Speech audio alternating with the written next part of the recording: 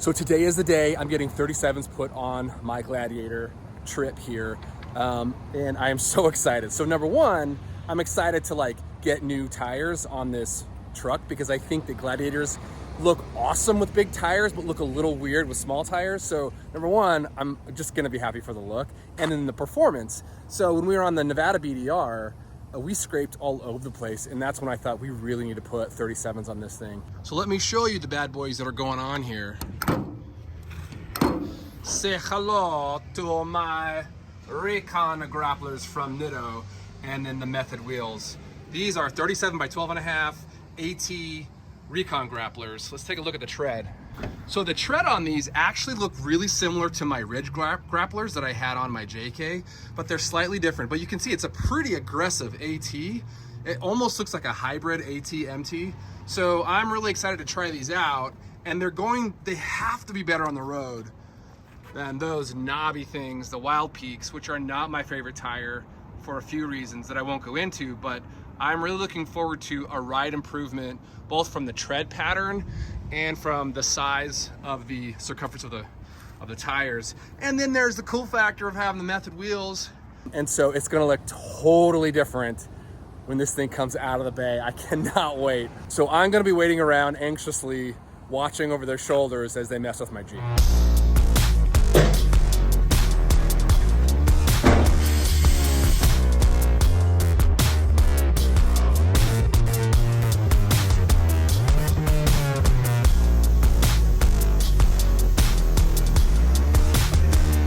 There's the Method wheel. They're just test fitting it to make sure it's going to fit under there. It's going to look great.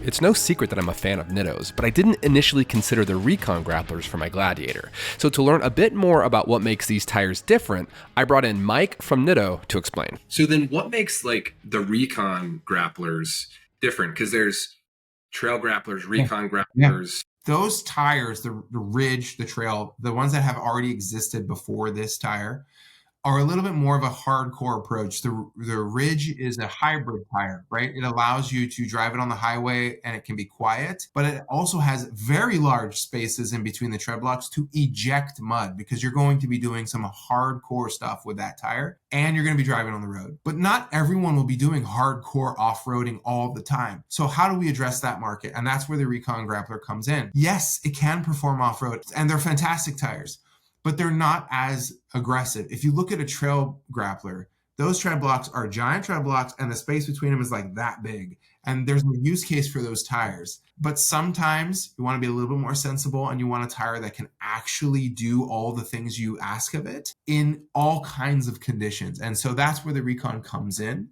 because it's more of, for everybody else in the country, it's a workhorse. It can be in the wet, it can be in the dry, it can be in the sand, it can be in the mud. It doesn't make noise, and that's end all be all workhorse tire that can do a lot of things.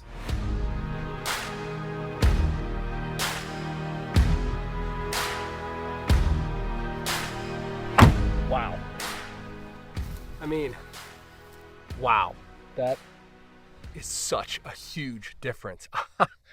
I love it. I absolutely love it. I mean, look at those bad boys. Oh, God, I can't believe I went from 33s to 37s with no lift.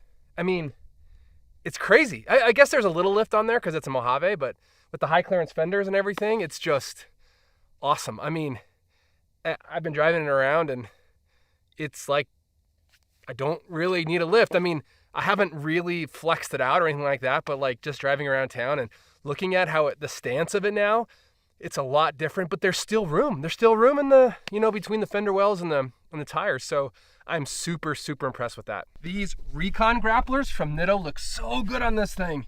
I'm just gonna say it. Gladiators need 37s. They do.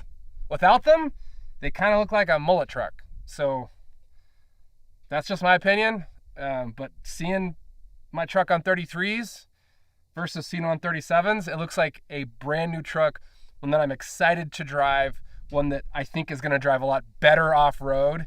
And these tires are pretty cool. Let's take a little bit closer look at them.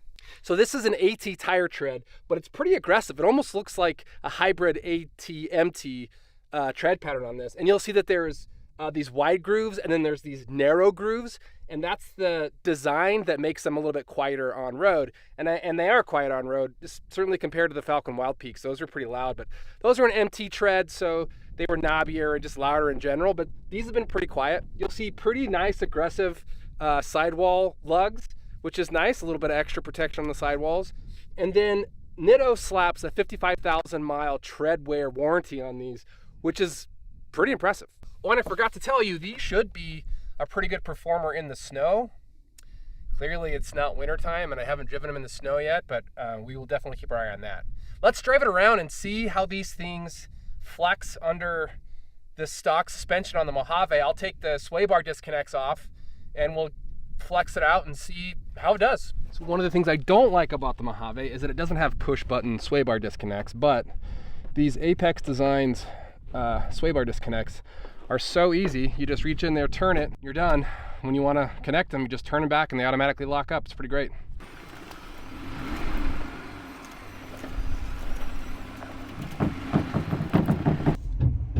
Oh, that's rubbing. Sounds like maybe it's on the inner fender. Let's take a look.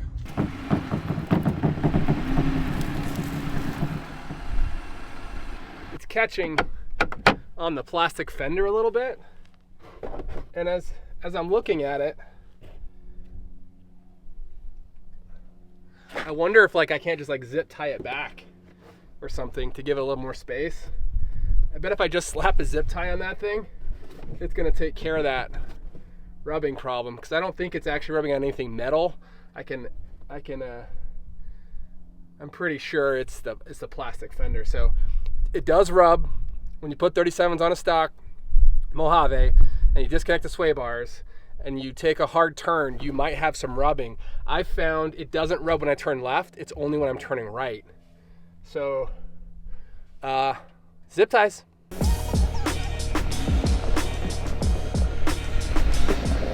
So this is not a true flex test, this is just me driving on a normal, unmaintained dirt road with some ruts. But even before I fixed the rubbing on the plastic fenders, there were no real issues. Plenty of room for the tires to flex on this type of terrain at a low speed, and it felt comfortable to drive. I mean, honestly, overall, it's really impressive. This isn't a rock crawling trail or anything like that. This is just kind of like a beat up old BLM road. But there's some whoops and things. It's probably 80% of what we would normally do on an overlanding trip. And so, yeah, it's stock suspension is doing just fine. If you have a Gladiator and you want to do 37s, I can't really tell you not to do it.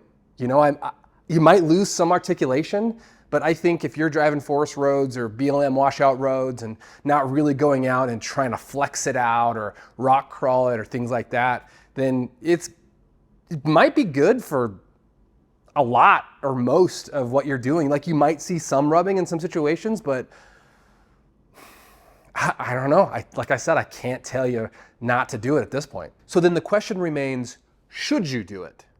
So first of all, let's talk about rubbing. So any rubbing of any sort is bad, even if it's just the inner plastic fender. I mean, imagine going highway speeds, hitting a whoop or a big bump or something, and have that tire catch, rip out that inner fender going 70 miles an hour. You've got a pretty major situation on your hands there. Same thing can happen when you're off-roading and you're flexing out, something catches. So it's no bueno to have any kind of rubbing. So before we do anything else, let's address that.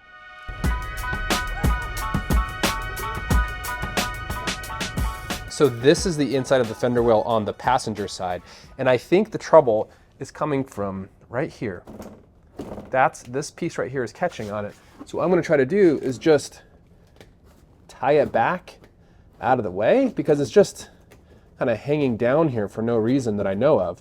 So I'm gonna try to find a way to just zip tie that back and give us some more room in that wheel well. So you can see what I've done here. What I've done here is I've just got a huge zip tie that goes all the way around the frame. I'm gonna drill a hole right there and run that through and tighten it back towards the frame.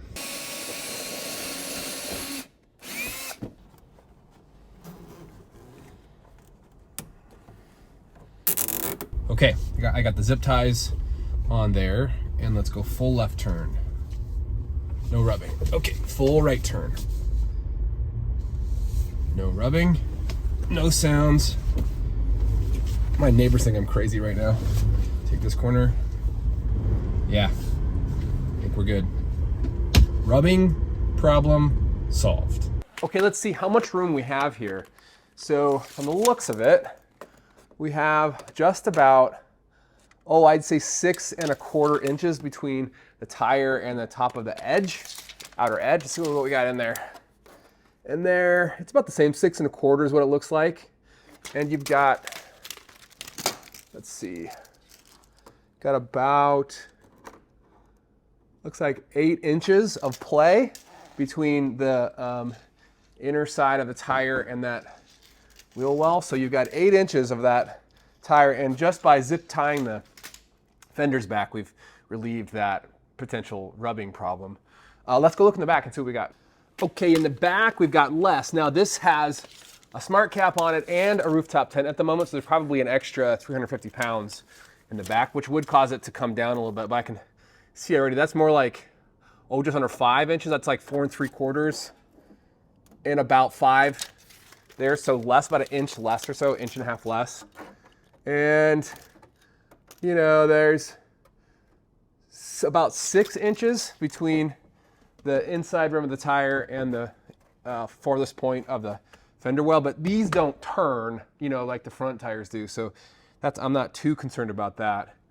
But that's how much space you have if you throw on 37s to a stock Mojave. You've got about, I'm gonna say 5-6 inches of play in both the front and the back, but you're always gonna have less back here because if you're overlanding, you're gonna have stuff in the back. So it's gonna be weighted down a bit unless you put in airbags or something like that to keep that from sagging at all. But even if it sags a little bit, you're gonna have a little less room. Anyway, now we've got the numbers. So as you can see, there's some room to play. I just don't know if that's enough to do any kind of serious off-roading or high-speed driving off-road. So I'm gonna phone a friend.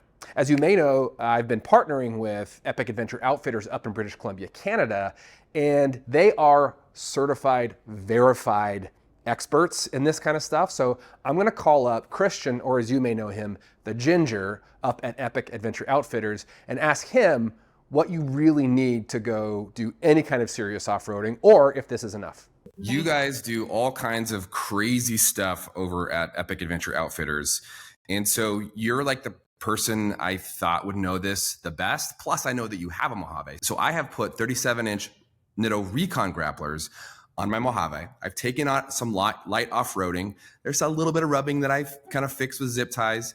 But the question is, like, should someone else do this and like take their rig like seriously off-road? If you're doing service roads and driving like grandma, you're going to be okay. If you have fun like us and hit service roads like it's a NASCAR Indianapolis race of some kind, you're going to rip the fender right off with it. The other problem is you may not rub around town, but life is different when you air the tire down and create a wider footprint or a more flexible footprint that can shift more on the wheel. How important is backspacing then for putting these on? Most of the vehicles we build up here, we do it with like a 17x9 +1 or 17x8.5 0 offset, which then you still get some tire poke. It still has a wider track width. It handles better on the road. It has that look. So when customers come to you at Epic and they say, I want to put 37s on my Mojave, what do you tell them they need to do? Well, with all Jeeps, I specifically go with a 3.5-inch lift. And the reason we do that is because once you're over 3 inches, you can use drop brackets. And drop brackets allow you to have your control arms more parallel to the ground. So it's not so angled and jarring when you hit a bump. It's better handling. Your alignment's better. And honestly, if done properly, the 3.5-inch lift done properly is cheaper than the 2.5-inch lift done properly. What are your final thoughts on me putting 37s on a stock Gladiator? Like what if you could predict my future, what would you say? Oh, you will be completely fine going getting your Starbucks and your pumpkin spice lattes I know you like. But if you want to go get a nice load from Costco of toilet paper and, boneless, skinless chicken breasts and stuff, you're going to have an issue. It's going to weigh it down. There's going to be rubbing. That parking lot's dangerous. That's the most dangerous place I ever took my Ducati. So you heard it here. If you want to do work on your rig, call Christian. Go to Epic Adventure Outfitters. They will tell you exactly what to do, even if you're carrying a heavy load from Costco. So thank you, Christian. Appreciate it, man. No problem. Well, you heard it from Christian. If you want to do some serious off-roading in this thing, there's probably still a little bit of work you need to do on this particular rig to make it more capable. However, if you don't want to take it off-road, and let's be honest, we don't all buy rigs to take off-road and do serious off-roading. Some of us don't take them off-road at all. We just want to have an off-road rig, and that's okay. So if that's you, listen to this. If you just want to put 37-inch tires on your Mojave right now because it looks better, and let's be honest, it looks a million times better than the stock 33s coming off the line, this is a good option. Or if you want to put it on there and just do light off-roading, I think this is a very decent option. Slap those babies on there. You don't need to do anything else at all. Just put them on. However, if you want to do more, then you got to do more. So if you want to see this truck on 37s with no lift in action, subscribe to Venture to Rome. I'd love to have you as a subscriber. We're trying to hit our first goal of 50,000 subscribers, and every single one counts. It doesn't cost you anything, and it makes a huge difference to the channel. So until next time, I'm Will from Venture to Rome. Thanks for watching.